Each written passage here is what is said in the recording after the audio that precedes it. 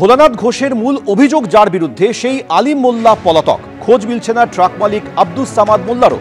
আব্দুস সামাদের পরিবারের অবশ্য দাবি ওই ট্রাক জনৈক নজরুল মোল্লাকে তারা বিক্রি করে দিয়েছিলেন, যদিও খোঁজ মিলছে না সেই নজরুল মোল্লারও। ভোলানাথ ঘোষের মূল অভিযোগ যার বিরুদ্ধে সেই ট্রাক চালক আলিম মোল্লা পলাতক।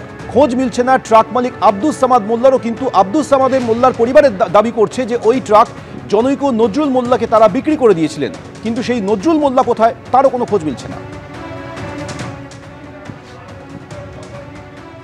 গতকাল ভোলানাথ ঘোষের গাড়ির সঙ্গে যে লরিটি ধাক্কা লাগে সেই লরিটি আব্দুস সামাদ মোল্লার নামে রেজিস্টার রয়েছে। আব্দুস সামাদ মোল্লা আপনার বাবা? ওনার নামে অ্যাকচুয়ালি হচ্ছে ফাইন্যান্স চলছে, তো আমার বাবা বিক্রি করে দিয়েছে নজরুল মোল্লার ওনার কাছে। তো এবারে যেহেতু ফাইন্যান্স চলছে এখনো কন্টিনিউ, তো সেক্ষেত্রে তো গাড়ির মানে ট্রান্সফার করে নাম যেসবগুলো হয় সেসবগুলো করা হয়নি। বাদ বাকি উনি সব কিস্তি ফিস্তি দেওয়া আরো যা ইটিসিটিস ব্যাপার স্যাপার উনি করে সবকিছু।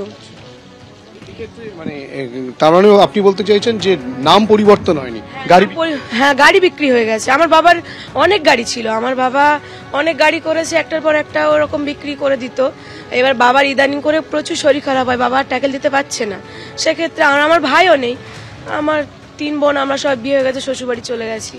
তো বাবা ওটা বিক্রি করে দিয়েছে অনেক দিন আগে। মানে আমাদের ড্রাইভার ছিল, ওর কাছে বিক্রি করে দিয়েছে ওই নজরুল মোল্লার কাছে গাড়ি। হ্যাঁ, গাড়িটা বিক্রি করে দিয়েছে। গাড়িটা ওর, যেহেতু নজরুল মোল্লা বলতে পারবে যে গাড়ির তার কোন ড্রাইভার আছে, কে নিয়ে যাচ্ছে না নিয়ে যাচ্ছে, ইভেন তার কোন টিপে যাচ্ছে কি না যাচ্ছে। আমার বাবা ইদানিং খুবই অসুস্থ। ব্যবসা দেখতে পাচ্ছেন না।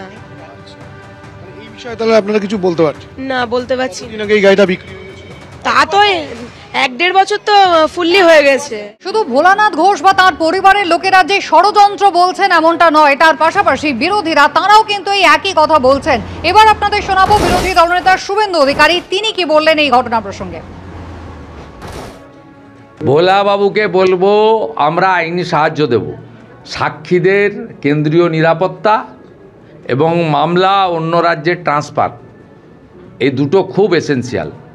প্রেসিডেন্সি জেলের 42 নম্বর ঘরে বসে, কেবিনে বসে শাহজাহান অপারেট করছে, ওর হাতে গ্রে নগরে মোবাইল রয়েছে। আমাকে কারারক্ষীরা গতকাল থেকে সমস্ত তথ্য দিয়েছে। 42 নম্বর কেবিন, গ্রে নগের মোবাইল ফোন, একটি ছোট মোবাইল আছে যেটাতে অ্যান্ড্রয়েড মোবাইল নয়, আরেকটা অ্যান্ড্রয়েড মোবাইল রয়েছে। দুটো মোবাইল নিয়ে শাহজাহান এই অপারেটটা ওখান থেকে করছে, জেলের ভিতর থেকে। এটা সম্ভব হয়েছে রাজ্যের মুখ্যমন্ত্রী মমতা ব্যানার্জি আছে বলে। তাই যেমন দেবব্রত মাইতি সহ 18টি পোস্টপোল ভায়োলেন্সের মামলা অন্য রাজ্যে ট্রান্সফারের জন্য সিবিআই সুপ্রিম কোর্টে গেছে, শাহজাহানদের কেসের ক্ষেত্রেও অন্য রাজ্যে ট্রান্সফারের জন্য মামলা আদালতে নিয়ে যাওয়া উচিত তদন্তকারী সংস্থার। এটা আমি অনুরোধ এবং দাবি করব, এটা সময়ের ডাক। আর সমস্ত সাক্ষীর উচিত কোর্টে গিয়ে নিরাপত্তার দাবি করা। সন্দেশখালীর প্রাক্তন সিপিএম বিধায়ক নিরাপদ সর্দার, তিনি কি বলেছেন। ভোলা ঘোষ হচ্ছে ইডি মারা এবং রেশন কেলেঙ্কারির যে মামলা, রেশন দুর্নীতির যে মামলা, শেখ শাহজাহান, সেই শেখ শাহজাহানের প্রতিদ্বন্দ্বী এখন ভোলা ঘোষ। ওই দুটো মামলার প্রধান সাক্ষী হচ্ছে ভোলা ঘোষ।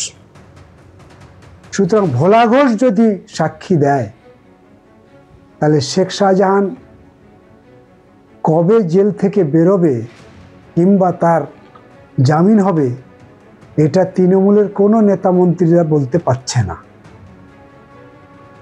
সুতরাং শেখ শাহজাহানের এখন বাসা হচ্ছে জেল, জেল থেকে বেরিয়ে আসার মরিয়া চেষ্টা, সাক্ষী যাতে সেখানে পৌঁছতে না পারে, সাক্ষী লোপাট করার একটা চেষ্টা, এই ঘটনা তার প্রমাণ করছে।